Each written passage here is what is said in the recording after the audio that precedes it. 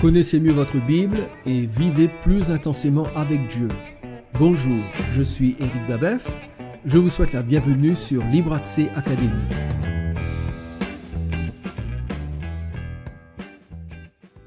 Vous appréciez nos vidéos?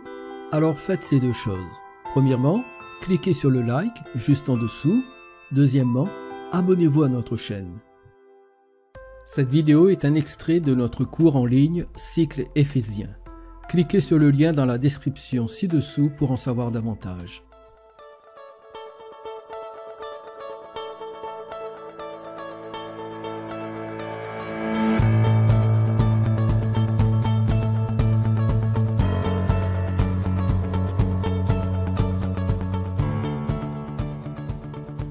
S'il y a un mot qui peut déchaîner les hostilités, c'est bien celui de prédestination. Si vous voulez entamer une conversation animée, prononcez le mot prédestination au sein d'un groupe de croyants, surtout s'ils viennent de différentes confessions chrétiennes. Pour certains croyants, c'est un mot qui évoque l'image d'un Dieu en colère et capricieux, un Dieu qui agit arbitrairement pour sauver quelques-uns, mais qui envoie la plupart des pécheurs en enfer. Pour eux, la prédestination est presque synonyme de gros mots. Si vous en parlez, cela peut être perçu comme une injure. Pour ces mêmes croyants, un Dieu qui choisit souverainement est un Dieu antidémocratique. C'est un Dieu qui ne respecte pas la devise de la République française, liberté, égalité, fraternité. C'est inadmissible à leurs yeux. Dieu ne peut pas décider de notre destinée en passant outre notre liberté de choisir.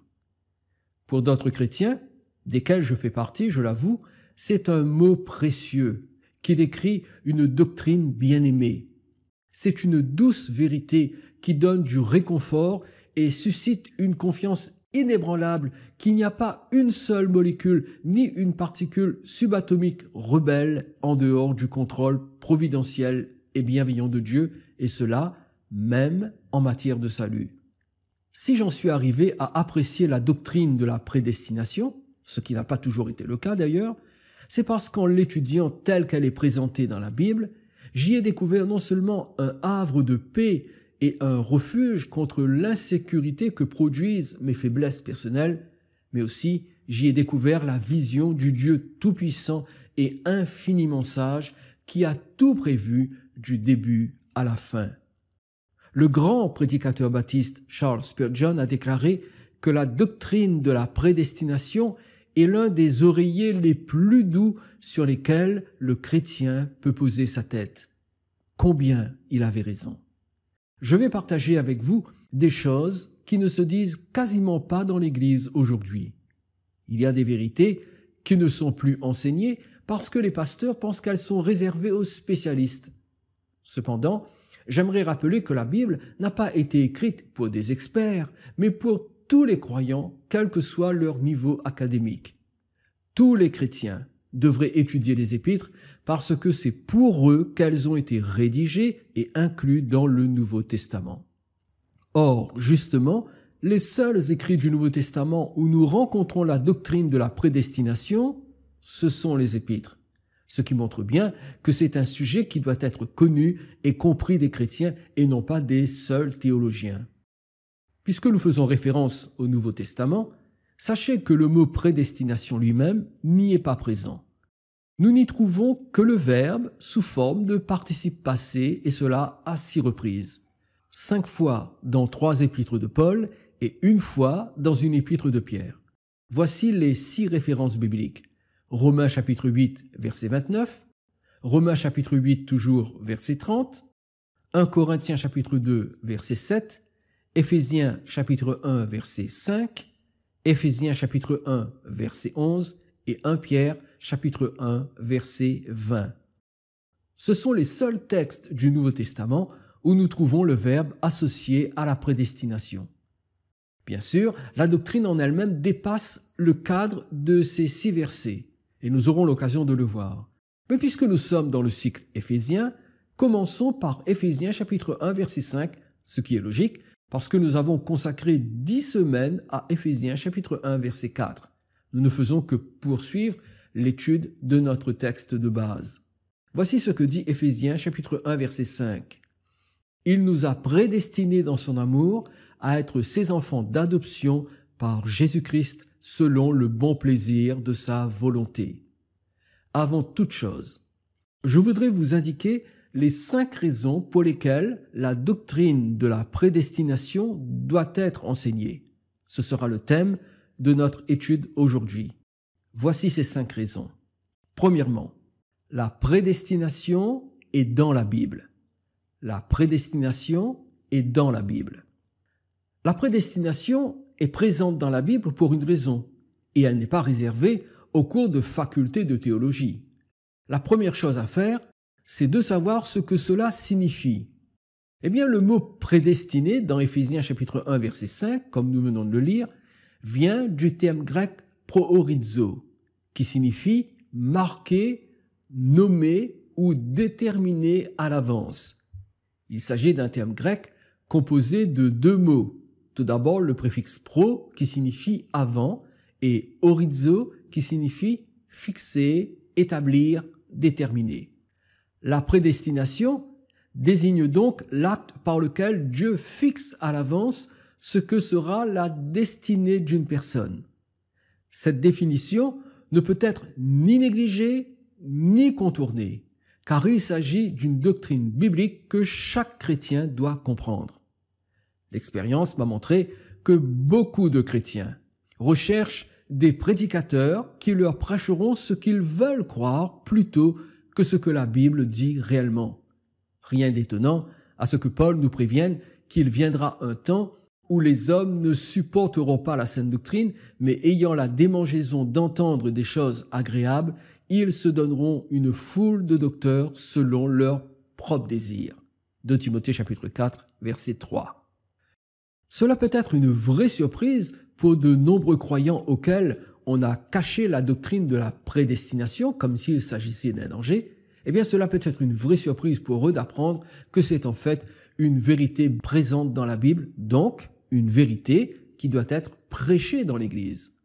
N'oublions pas que l'apôtre Paul a écrit à l'Église d'Éphèse en soulignant la vérité fondamentale de la prédestination dès le premier chapitre, comme l'indique notre texte.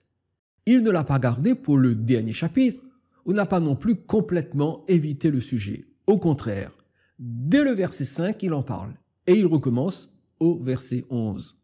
Paul n'a pas réservé la doctrine de la prédestination à un débat entre théologiens, mais il l'a utilisé comme moyen d'édification de l'Église. C'est ce pourquoi toutes les doctrines bibliques ont été conçues par Dieu et se trouvent dans la Bible. Édifier l'Église en donnant aux croyants une fondation solide. Ce qui m'amène à mon second point.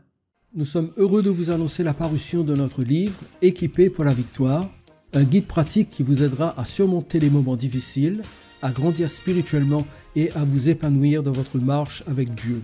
Cliquez sur le lien dans la description ci-dessous pour en savoir davantage. Deuxièmement, la prédestination et la profondeur dont a besoin l'Église. La prédestination et la profondeur dont a besoin l'Église. Le rôle du pasteur, c'est de nourrir les brebis du Seigneur. C'est pourquoi, lorsque l'Église est rassemblée, Dieu s'attend à ce que tout le conseil de Dieu soit prêché. Hélas, aujourd'hui, la prédication se réduit très souvent à des sermons dont le but est de booster des émotions positives. De nombreuses églises ont une vision superficielle de la façon dont le discipulat doit être abordé, ce qui se traduit par des réunions où les croyants doivent se sentir émotionnellement bien. C'est ainsi qu'une réunion d'église évangélique typique consiste en un long moment de chant et une courte prédication. Cette façon de faire a produit des chrétiens spirituellement anémiés. En d'autres termes, vous pouvez trouver de nombreuses églises locales qui savent chanter les derniers chants de louange à la mode, mais qui n'ont pas de fondement doctrinal solide. Bien sûr, nous devons chanter nos louanges au Seigneur. Mais quand les chants occupent plus de place que la prédication, alors vous pouvez être certain que la nourriture spirituelle est faible dans une telle église. Pour grandir spirituellement, il faut d'abord creuser profondément dans la Bible. Si les croyants n'ont pas une connaissance appropriée des vérités bibliques fondamentales comme l'élection, la prédestination, la justification, la rédemption, etc., eh bien, comment ces croyants seront-ils capables de résister aux attaques du diable? Lorsque Paul dit dans Éphésiens chapitre 6, verset 13, « C'est pourquoi prenez toutes les armes de Dieu afin de pouvoir résister dans le mauvais jour et tenir ferme après avoir tout surmonté », tout de suite après, il indique ce que sont ces armes. Vous noterez que ces dernières sont étroitement associées à ce qui est enseigné dans les épîtres, à savoir la vérité, la justice, la paix, la foi et le salut. L'auteur de l'épître aux Hébreux dit quant à lui dans Hébreux chapitre 13 verset 9 « Ne vous laissez pas entraîner par des doctrines diverses et étrangères, car il est bon que le cœur soit affermi par la grâce et non par des aliments qui n'ont servi à rien à ceux qui s'y sont attachés. » Ceci est la preuve que chaque chrétien doit plonger les racines de sa foi dans la révélation de la grâce apportée par les épîtres du Nouveau Testament. Or, c'est dans ces épîtres que la vérité de la prédestination est présentée. Oui, je l'affirme, aujourd'hui, l'Église a vraiment besoin de profondeur. Les chrétiens ont besoin de connaître et de comprendre ces doctrines que les croyants des générations passées connaissaient bien parce qu'à cette époque, les confessions de foi historiques étaient étudiées, ce qui n'est plus le cas de nos jours, hélas. Troisièmement, la prédestination élève notre vision de la grandeur de Dieu. La prédestination élève notre vision de la grandeur de Dieu. Vous êtes-vous déjà rendu sur la place centrale d'une ville où se trouve une grande statue? Quand vous la voyez de loin, cette statue paraît déjà grande. Mais à mesure que vous vous rapprochez, au point de vous tenir tout près d'elle, la statue semble être devenue encore plus grande. Vous vous dites alors, je ne pensais pas que cette statue était aussi grande. De loin, je ne l'imaginais pas aussi imposante. C'est le même effet que produit la doctrine de la prédestination sur l'esprit. Au fur et à mesure que vous l'étudiez, Dieu semble devenir de plus en plus grand. La vérité de la volonté et de la capacité de Dieu à déterminer à l'avance le salut de pauvres pécheurs méritant l'enfer est une vérité glorieuse qui fait effet de loupe sur la grandeur de Dieu. Elle la magnifie comme rien d'autre au monde ne peut le faire. Qui voudrait monter à bord d'un avion où le pilote, juste avant le décollage, annonce à tout le monde qu'il ne sait utiliser que 85% des instruments du panneau de commande dans le cockpit, les 15 autres % lui étant totalement inconnus. Il est évident que nous ne ferons confiance qu'à un pilote qui possède une solide connaissance de tout l'avion et de ses instruments de commande. De manière plus sérieuse, nous ne voulons pas d'un Dieu qui ne sait pas tout et qui n'a pas la capacité de tout contrôler. C'est le point de vue souvent enseigné en raison d'une compréhension erronée de la préscience ou préconnaissance de Dieu dans Romains chapitre 8, verset 29. Car ceux qu'il a connus d'avance, il les a aussi prédestinés à être semblables à l'image de son Fils, afin que son Fils soit le premier-né de plusieurs frères. L'expression « ceux qu'il a connus d'avance » ne veut pas dire que Dieu a regardé dans le couloir du temps pour voir ce que les gens feront dans le futur et que suite à cette connaissance, Dieu aurait pris certaines décisions. Non, ce n'est pas ce que ce verset dit. Dans ce texte, l'accent n'est pas mis sur l'apprentissage de Dieu. À ce sujet, rappelez-vous, Dieu n'apprend rien. C'est sérieux ce que je viens de dire. Dieu n'apprend rien. Et j'ajouterai, Dieu n'apprend jamais rien. Pour la bonne raison qu'il sait parfaitement tout, surtout. Ne l'oubliez jamais. Ce verset ne met pas non plus l'accent sur les actions de l'homme. Il est plutôt axé sur le fait que Dieu a d'avance connu relationnellement certaines personnes. Ce ne sont pas leurs actions qu'il a connues, mais ce sont les personnes elles-mêmes qu'il a connues. Comprenez-vous la différence? En parlant d'Israël, Dieu dit dans Amos, chapitre 3, verset 2, « Je vous ai choisi, vous seuls, parmi toutes les familles de la terre. » Le verbe hébreu traduit ici par « choisi », c'est « yada », un verbe qui signifie « connaître personnellement ». Dieu témoigne que parmi toutes les nations existantes sur terre, c'est avec Israël qu'il a décidé d'établir une relation. Plus loin, dans Malachie chapitre 1 verset 2, il est écrit « Je vous ai aimé, dit l'Éternel. » Et vous dites « En quoi nous as-tu aimés » Ésaü n'est-il pas frère de Jacob, dit l'Éternel? Cependant, j'ai aimé Jacob. Ces deux versets mis côte à côte indiquent que la relation que Dieu avait décidé d'établir avec Israël était une relation d'amour.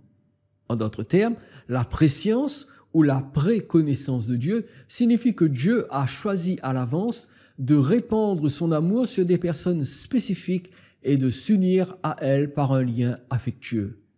Vous rendez-vous compte de ce que cela implique pour vous? Dans l'éternité passée, Dieu a choisi de vous aimer au point de décider de vous sauver de l'enfer et de vous donner la vie éternelle. Lorsque vous voyez Dieu dans sa grâce souveraine, votre vision de sa personne et de son caractère s'élève à un niveau que vous n'aviez jamais expérimenté. Dieu cesse d'être le Dieu lointain et inaccessible, indifférent à vos souffrances, mais il devient à vos yeux ce qu'il est véritablement, votre Dieu et votre Père qui vous aime de toute éternité et qui a tout mis en œuvre pour vous sauver de la perdition éternelle et vous unir à lui. C'est exactement ce que nous dit Éphésiens chapitre 1 verset 5. Il nous a prédestinés dans son amour à être ses enfants d'adoption par Jésus-Christ selon le bon plaisir de sa volonté. Savez-vous que moins de 10 secondes suffisent pour dire que vous aimez nos vidéos et pour vous abonner? Quatrièmement, la prédestination abaisse la fierté humaine. La prédestination abaisse la fierté humaine. Si la prédestination élève notre vision de la grandeur de Dieu, elle a pour effet d'abaisser la tendance de l'être humain à s'enorgueillir. Avez-vous remarqué que parfois les gens ont des privilèges spécifiques dans la vie et que cela les pousse à s'en vanter? Dans le monde, il est courant de voir des gens très riches s'exhiber ouvertement dans des voitures hors de prix, des résidences luxueuses ou avec des gadgets inaccessibles à monsieur tout le monde. La doctrine de la prédestination, lorsqu'elle est bien comprise, fait exactement le contraire. Elle muselle la vantardise humaine. Quelquefois, lorsqu'une personne se fait baptiser comme signe de son engagement à suivre le Seigneur sur le chemin de la foi, on lui dit « Félicitations pour votre décision de suivre le Christ ». S'il est vrai que cette personne a décidé de suivre Jésus, ce qui est encore plus remarquable, c'est que Dieu a d'abord décidé de l'aimer et de déterminer à l'avance une multitude de détails pour l'amener à cette profession publique de sa foi en Christ. Mes amis, avant de choisir d'aimer Dieu, nous devons nous rappeler que Dieu a d'abord choisi de nous aimer. Pour nous, nous l'aimons parce qu'il nous a aimés le premier, nous dit 1 Jean chapitre 4, verset 19. C'est absolument vrai. Une bonne compréhension de la prédestination écrase la fierté. La vérité de la prédestination renverse l'idée selon laquelle Dieu et nous faisons chacun notre part dans le salut, ce qui fait de nous des êtres méritants qui donnons un coup de pouce à Dieu pour que finalement nous soyons sauvés. Mes amis, Dieu ne partage pas la gloire du salut des pécheurs. Jonas, chapitre 2, verset 9 affirme que le salut vient de l'Éternel. Ce qui veut dire que Dieu seul sera loué pour avoir sauvé des pécheurs morts dans leurs péchés et sans aucune capacité de participer à leur salut. Si vous pensez que vous y avez participé en raison de votre foi, rappelez-vous que le salut, ainsi que la grâce pour être sauvé et la foi pour recevoir cette grâce, tout, absolument tout, vient de Dieu, selon Éphésiens chapitre 2, versets 8 et 9. Car c'est par la grâce que vous êtes sauvés, par le moyen de la foi, et cela ne vient pas de vous, c'est le don de Dieu. Ce n'est point par les œuvres, afin que personne ne se glorifie. Vous voyez, Aucune fierté humaine n'est présente dans l'œuvre du salut. Le moyen le plus efficace pour l'accepter, c'est de comprendre la prédestination. C'est ce qui nous amène à la dernière raison pour laquelle la prédestination doit être enseignée. Cinquièmement, la prédestination est au cœur de la doctrine du salut. La prédestination est au cœur de la doctrine du salut. La vie chrétienne est le voyage de la foi par le moyen duquel nous étudions et découvrons qui est le Dieu qui nous a sauvés. En fait, c'est cela la théologie. Étudier Dieu afin de le connaître. C'est pourquoi, finalement, tout chrétien devrait être un théologien. Non pas au sens académique du mot, mais dans son engagement et son application à étudier la Bible pour mieux connaître Dieu. Si vous n'êtes pas convaincu que connaître Dieu est votre plus haute vocation, je vous renvoie à Jérémie chapitre 9, verset 24, où il est écrit « Mais que celui qui veut se glorifie d'avoir de l'intelligence et de me connaître, de savoir que je suis l'Éternel, qui exerce la bonté, le droit et la justice sur la terre, car c'est à cela que je prends plaisir, dit l'Éternel. » À quoi Dieu prend-il plaisir? À la justice? Au droit et à la bonté? Bien sûr. Mais je crois aussi que Dieu prend un grand plaisir à ce que nous le connaissions. C'est pourquoi, je vous le dis sincèrement et honnêtement, suivre cette formation en ligne pour mieux connaître Dieu est une démarche qui plaît au Seigneur à un point que vous n'imaginez même pas. Ne laissez pas le diable vous suggérer le contraire. Il est impossible d'étudier la personne de Dieu sans étudier la grâce qu'il déploie pour vous sauver. En étudiant et en découvrant la grâce salvatrice de Dieu pour vous, vous en apprendrez davantage sur la doctrine de la prédestination. Sachez que le salut est par la grâce seule, par la foi seule, en Christ seul et pour la gloire de Dieu seul. L'étude de la prédestination fixe la cause et l'effet du salut sur la souveraineté de Dieu. Laissez-moi vous dire pourquoi. Comment des pécheurs morts spirituellement peuvent-ils coopérer avec Dieu pour travailler à leur salut? Lazare a-t-il coopéré un tant soit peu à sa résurrection? Jésus a-t-il dit, ne serait-ce qu'une seule fois, « Allez Lazare, fais un effort, ressuscite, vas-y, tu peux y arriver ». Bien sûr que non. Lazare était mort, et bien mort. Le processus de décomposition avait déjà commencé, raison pour laquelle, lorsque Jésus a demandé que l'on note la pierre du tombeau, Marthe a répondu dans Jean chapitre 11, verset 29, « Seigneur, il sent déjà, car il y a 4 jours qu'il est là. » Il n'y avait pas plus mort que Lazare, totalement incapable de réagir au moindre stimulus. Cependant, ce n'est pas un appel à la coopération qu'a laissé entendre Jésus, mais c'est un ordre à ressusciter d'entre les morts. Jean, chapitre 11, versets 43 et 44 déclare, « Ayant dit cela, il, c'est-à-dire Jésus, il cria d'une voix forte, « Lazare, sors !» Et le mort sortit, les pieds et les mains liés de bandes et le visage enveloppé d'un linge. La souveraineté absolue de Jésus a retiré Lazare du domaine de la mort pour le faire revenir parmi les vivants. Lazare n'a participé en rien à sa résurrection. Tout a été fait par Jésus. De la même façon, le salut n'est pas un partenariat entre l'homme et Dieu, car seul Dieu peut ressusciter spirituellement un pécheur spirituellement mort dans ses péchés, comme le dit Éphésiens chapitre 2 versets 5 et 6.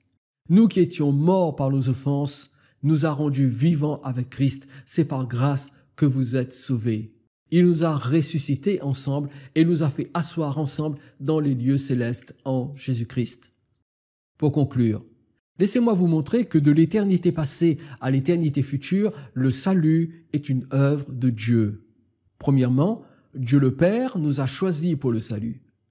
Deuxièmement, Dieu le Père nous a prédestinés à être glorifiés. Troisièmement, Dieu le Fils est mort pour nous. Quatrièmement, Dieu l'Esprit nous a fait naître de nouveau. Cinquièmement, Dieu l'Esprit nous a convaincus de péché, de justice et de jugement. Sixièmement, Dieu l'Esprit nous a révélé le Christ comme seul Sauveur. Avez-vous fait la paix avec Dieu et êtes-vous prêt à le rencontrer? Avez-vous l'assurance de votre salut? L'évangile de Jean au chapitre 3 et au verset 16 déclare « Car Dieu a tant aimé le monde qu'il a donné son Fils unique, afin que quiconque croit en lui ne périsse point, mais qu'il ait la vie éternelle. Dieu vous aime et vous offre le don de la vie éternelle. Vous pouvez être sauvés parce que Jésus s'est offert en sacrifice sur la croix pour que vous soyez réconciliés avec votre Créateur. Croyez que Jésus est mort et ressuscité pour votre salut. Demandez-lui de vous pardonner vos péchés et soumettez-vous à lui de tout votre cœur. Confessez que Jésus est le Seigneur de votre vie et prenez la décision de vivre selon ses enseignements. Que la paix de Christ remplisse votre âme et que sa présence vous accompagne chaque jour. Voulez-vous développer votre connaissance de la Bible, enrichir votre foi et approfondir votre relation avec Dieu? Accédez à des ressources captivantes en rejoignant Libre Accès Academy. Libre Accès Academy, c'est un espace public comprenant un blog et une chaîne YouTube. Libre Accès Academy, c'est aussi un espace membre proposant une école de formation des disciples et un parcours de théologie biblique. Libre Accès Academy, c'est l'occasion d'écouter de nombreux podcasts inspirants et de visionner des vidéos d'enseignement inédits. Libre Accès Academy, c'est également la possibilité de télécharger des Bibles et des ouvrages d'édification pour la foi. Mais Libre Accès Academy, c'est bien plus encore. Découvrez des trésors de connaissances bibliques inestimables pour une expérience spirituelle unique en vous rendant sur notre page d'information.